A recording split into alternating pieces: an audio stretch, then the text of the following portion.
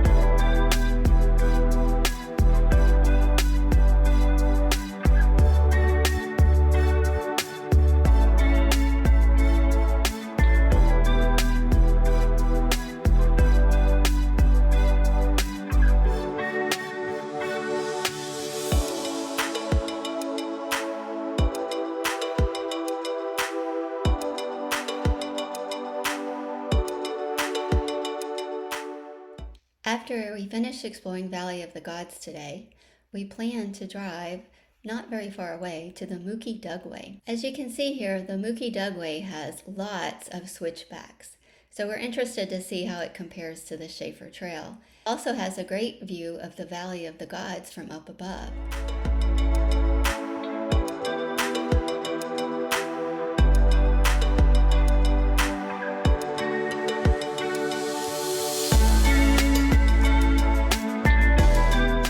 The drive turned out to be much easier than we expected. Nothing at all like the Schaefer Trail. And there were beautiful views offered at the top, so we were glad that we did it. After our last stop, we decided to come down to Luley Point. It was a short drive from the Overlook back through the Mookie Dugway down to Gooseneck State Park.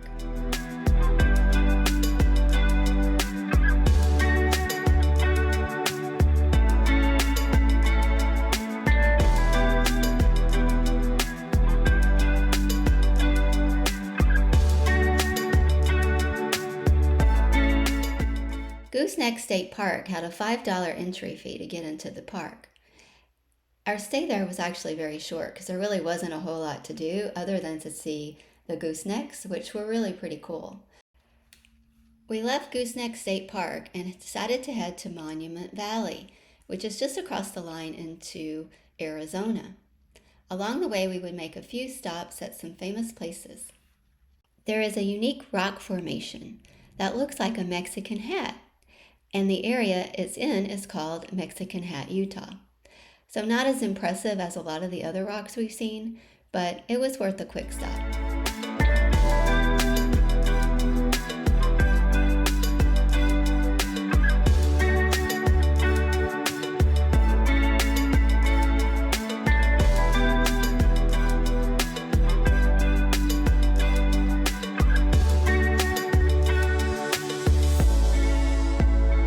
Although it's a very touristy thing to do, we had to stop at the Forrest Gump scenic viewpoint along the drive, which is where Forrest Gump in the movie stopped running after over 3 years and decided it was suddenly time to stop.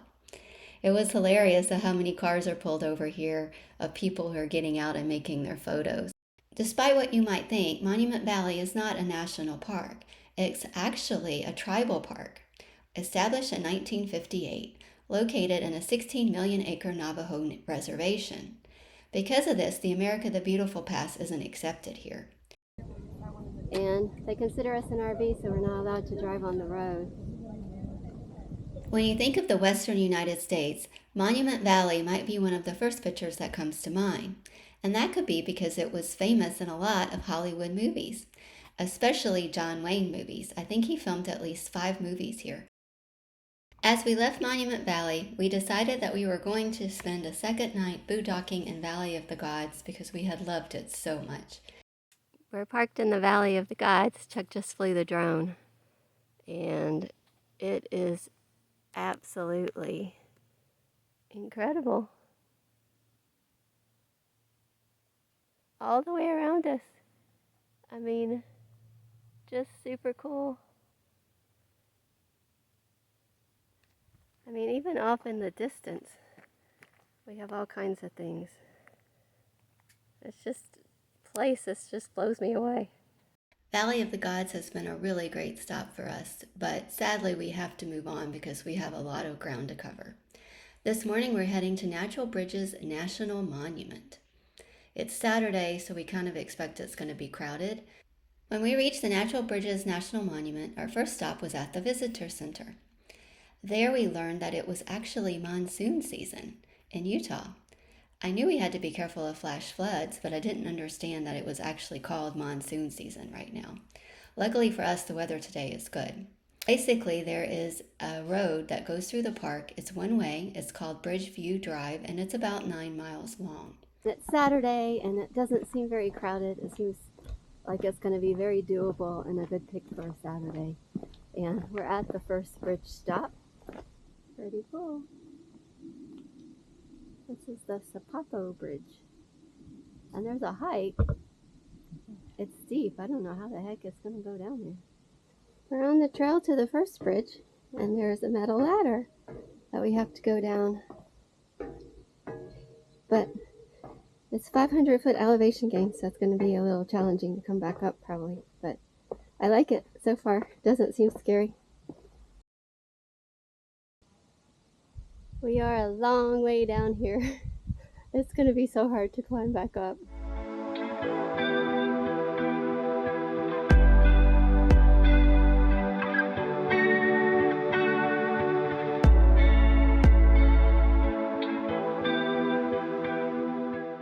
This black stuff on the ground is the soil that he said not to walk over.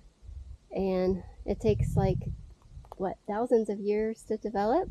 And it's what the plants grow in. It's what helps the plants grow. They had a special name, but I can't remember it.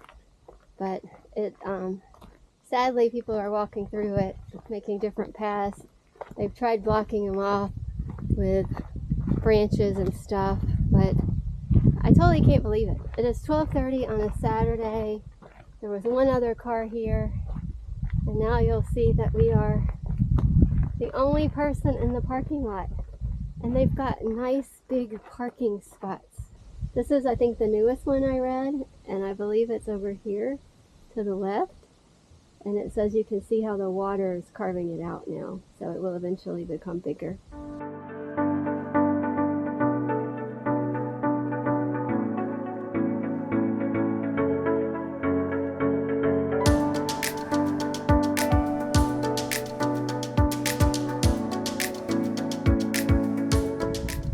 This is pretty cool. Under the bridge, you can see the drop off down below. If the rain was coming through here, it would be pouring into waterfalls.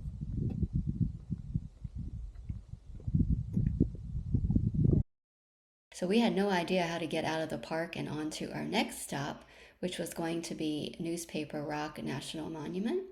So we had to stop back at the visitor center and talk to the ranger and let her know how much we enjoyed the park and also to get directions on where to go next. The ranger was super nice. She ended up giving us a map of Utah that we are going to keep because it was really useful.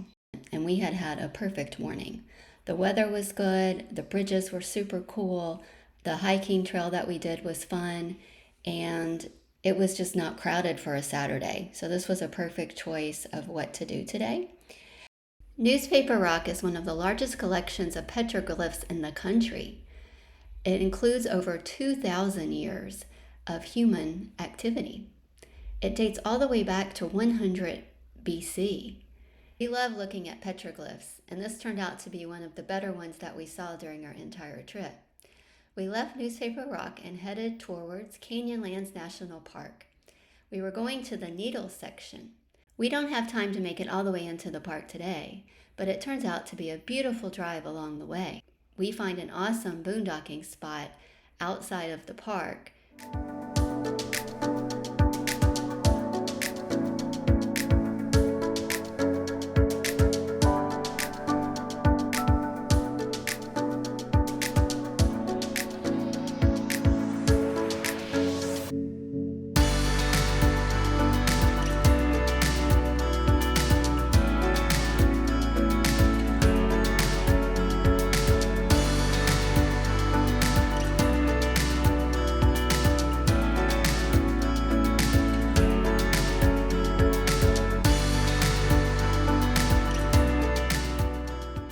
Flew the drone and it hit and crashed and it flipped over on its back, which means it won't start. And now he's way up there trying to get it, and I'm worried he's gonna fall. Chuck is still going up. He's that little white dot with those 3 boulders. And that is how high up he is. Oh my gosh. He is so small. After what turned out to be a stressful morning, we left our boondocking spot, which was somewhere along the road before the Technicolor wall, and headed into Needles section of Canyonlands National Park. The drone rescue was a success. Chuck found it, and he also did not get hurt. But he's super tired, and his knees hurt. He had to climb all the way to the top of the highest of those 3 rocks I was pointing out to you, because that's where the drone was sitting. And it was just so stressful to watch him, because as he was climbing up, rocks would fall from beneath him. Canyonlands National Park is Utah's largest national park, and yet the least visited. The park's carved into 3 sections by 2 major rivers, the Colorado River, which is here, and the Green River. With its proximity to the town of Moab, Island in the Sky to the north is the most visited section of the park, followed by Needles to the south, which is where we plan to go today, and the maze to the west is not visited very much at all because you need a 4x4. It takes lots of hiking, and it's kind of a long way out of the way to get there. We made it to the Needles Canyonland Visitor Center. So hopefully we're going to have a good day. Alright, so this is pretty cool. We're at the very end of the road in Needles, part of Canyonlands. You can see the vans behind me. In front of me are these cool rocks. Actually, cool rocks everywhere. Chuck thinks that one of them looks like Donald Trump with his hair. So it's just hilarious. I mean, this whole place is just mind-blowing. It's all dry at the bottom. Even though it's monsoon season, they said in the movie they only get 9 inches of rain a year here in Canyonlands. That's nothing.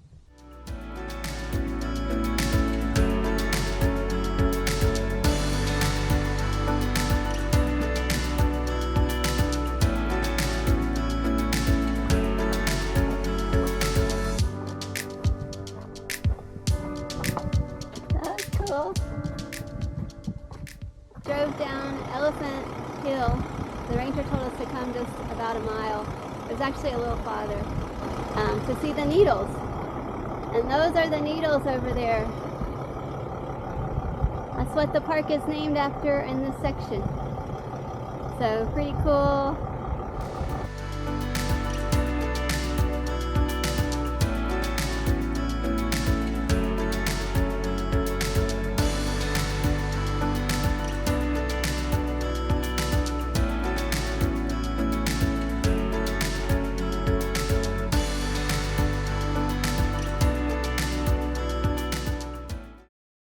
We really enjoyed our time in Needles section of Canyonlands.